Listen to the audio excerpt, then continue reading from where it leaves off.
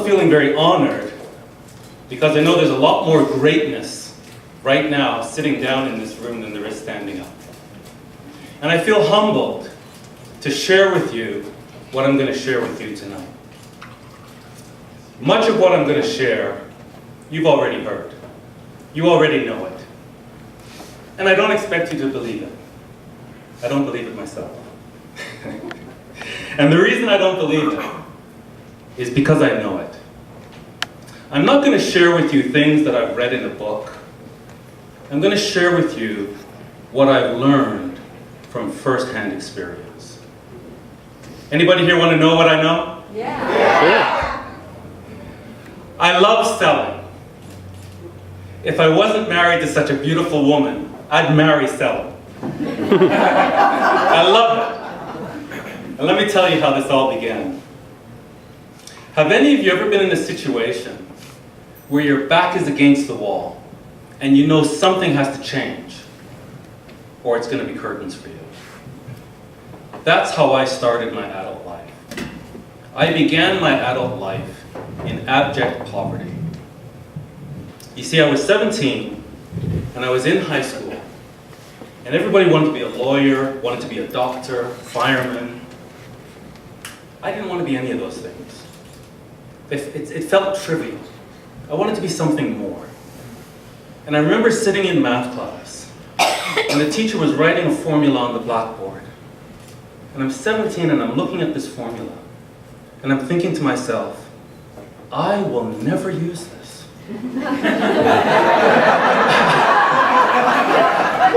What is this? I got up and I walked out and I vowed never to return. So of course that caused some problems at home. And I was told I either go back to school or I leave. Well, I'm 17. And like any 17-year-old, I know everything. And so I left. Now, I didn't think this through properly. Really. I had nowhere to go. And I was too embarrassed to tell my friends. And so I was over at my friend's home and we were chatting, playing music, and it was time to leave. And so I left, and I didn't know where I was going to go. That night, I slept in a stairwell, a cold concrete stairwell. And I got up the next morning, and the following days, I actually got involved in what I'd call the underbelly of society. I got caught up in some criminal activity. I saw drugs, guns, wheeling and dealing. And I didn't want that. So when I turned 18, I got my taxi license. And now I had a way to make an honest living. And I got an apartment. So now at 18, I've figured everything out. I've got an income, I've got a place, but it wasn't so easy. See, driving cab is hard. It's a hustle.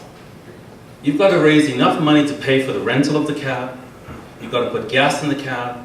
And then only when you've cleared that do you begin to make money for yourself. So I'm 18, and I'm falling behind on my bills. And I'm falling behind on my rent. Like way behind on my rent. Like you're going to get evicted behind on my rent. Landlord comes to see me, he says, you've got 48 hours. If I don't have the rent in 48 hours, you're out. Well, there's no way I'm going back on the street. So I get in my cab, and fortunately, this was a Thursday. Thursday nights, Friday nights, Saturday nights are great for driving taxi. That's when everybody goes clubbing. And they drink a lot, and they smoke a lot, and I don't just mean nicotine. And they're pretty messed up after midnight, so they look for a cab to drive them home. And in fact, I think some of you look a bit familiar.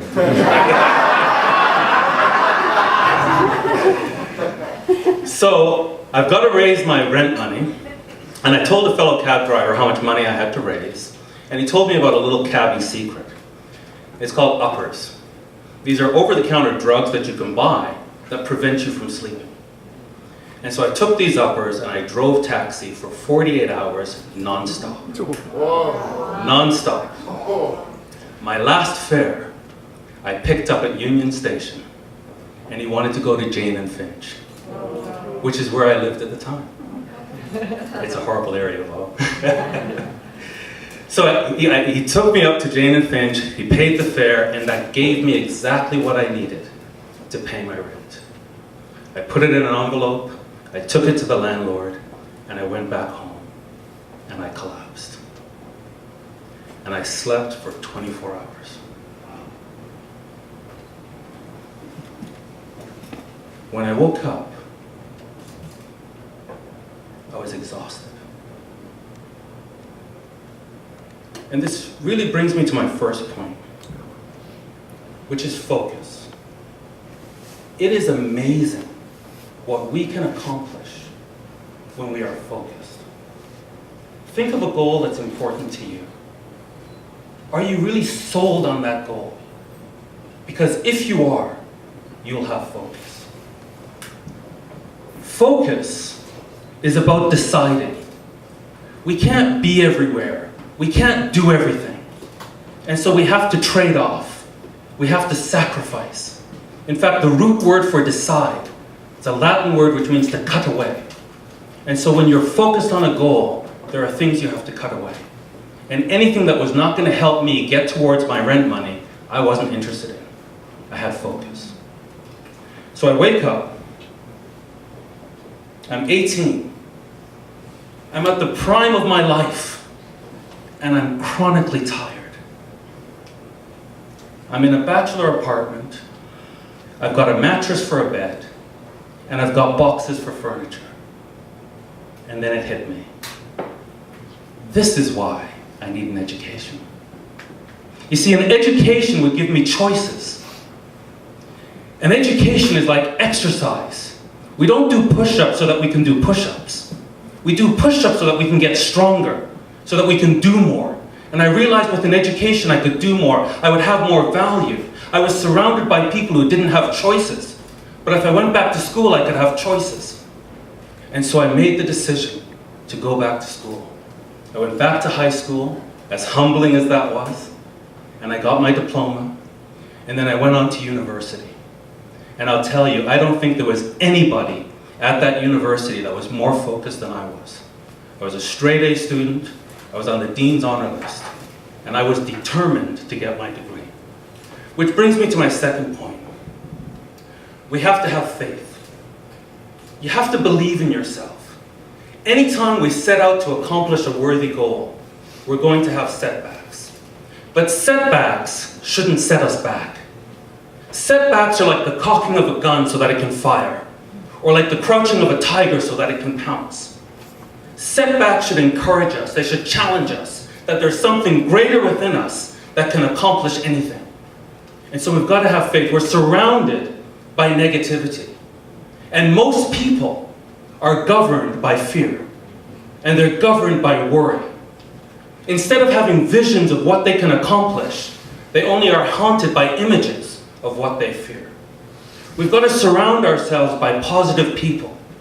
What you said about the shower. You know, take one every day. Read inspirational material. Listen to inspirational material. Come to MoMondays. We've got to have faith. So I went on to university, and because of my financial situation, I got some grants, I got some loans, but it wasn't enough. The money was starting to run out. No problem. I started a business. And I sold advertising to small businesses who wanted to reach the university market. And I loved it. I loved it. That's when I discovered selling. And I realized this is what I want to be. I want to be a professional salesperson. Why? Because I want to help people. And that's what selling's all about. I read a book by Zig Ziglar. And he said, Zig Ziglar, he said, you can get anything you want in life if you help enough other people get what they want. And so I realized selling is just like driving a cab. We take people to their destination. We just charge more. And we charge more because we add more value. Jim Rohn said, you don't get paid for the hour. You get paid for the value that you bring to the hour. And this, really, our value is what we do for others. You can have more faith, you can have rock solid confidence in yourself if you realize you're part of this grand scheme of things. And your value is to help others get where they're going. And the more you do that, the more you will have. My final point. Have fun. Have fun so that you'll have follow through. You see, there's a lot of people that are waiting. They're sacrificing, they're working hard, and they're angry, and they're frustrated. And they're saying, when I reach the end of the rainbow, then I'm going to have fun. But the problem with that is, you'll probably quit before you get there. You see, when I was in grade 12, I was bored. I wasn't having fun. And so I quit. We must choose the path that is authentic for us. And when we choose that path, we'll have the time of our life. And when we have the time of our life, we'll release an energy that is unique to us, which no one else can tap. And as we release that energy, we'll experience an inner joy, a depth of conviction and purpose and fulfillment. And it's that kind of fun that will touch others, and they'll love to interact with us. And it's that kind of fun that will give us the commitment to have follow through. So this is what I've learned in life. We've got to have focus. Be clear about what we want. We've got to have faith. There will be setbacks. But if we believe in what we're after, they'll only strengthen us. And we've got to have fun. We've got to believe in what we're doing and enjoy the journey. Thank you for listening.